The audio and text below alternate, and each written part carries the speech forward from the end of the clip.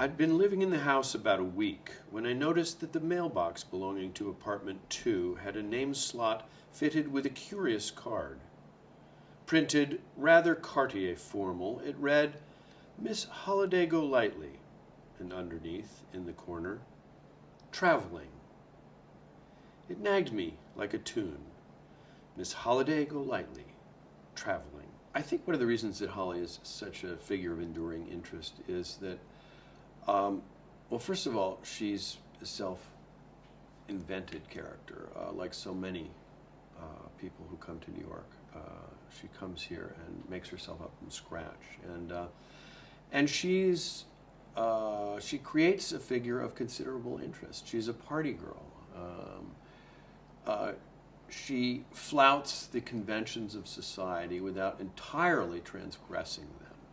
She just kind of pushes the envelope. She's ahead of her time, and yet, at the same time, kind of very representative of what we, perhaps in retrospect, find glamorous about that era. Like Holly, he came from a rural Southern background, a very obscure background, and decided to project himself onto the biggest screen that there is, which is this Manhattan, and at the same time, I think one of the real life models for Holly was in fact Capote's own mother. Holly's real name is Lulu Mae Barnes, and in fact, Capote's mother was Lily Mae Falk. Like Holly, she was a woman from the rural South who used her charms to advance herself in the world, who launched herself from the South into Manhattan, not quite into Manhattan society, but certainly onto the edges of it. At one time, she actually lived on Park Avenue with her second husband. She traded on her sexuality. She wasn't exactly a prostitute, but she was someone with a lot of gentleman friends at a time when that was pretty risque. I think Capote must have certainly been influenced to some extent, whether it was very conscious or not, by The Great Gatsby when he sat down to write Breakfast at Tiffany's. In fact, right around that time, he accepted a commission to write a screenplay for The Great Gatsby, and in fact, he did write the screenplay, although it never actually made it to the screen. But there are a lot of similarities. Jay Gatsby came from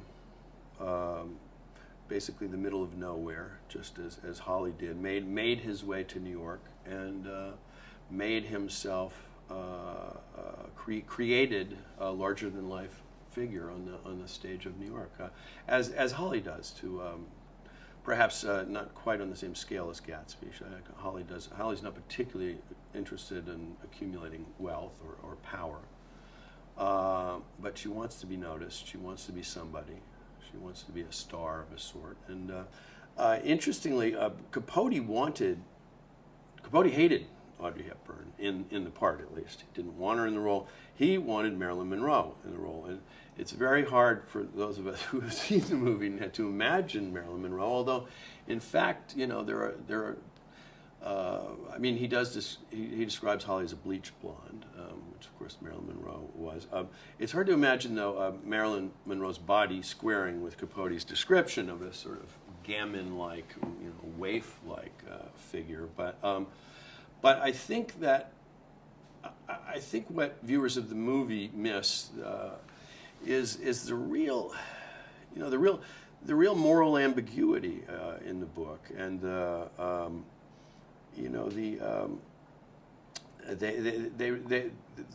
question of whether Holly accepts money for sexual favors is kind of glossed over, and nothing makes that easier than nothing sanitizes Holly's character more than the fact that she was played by one of the ultimate cute girls in history.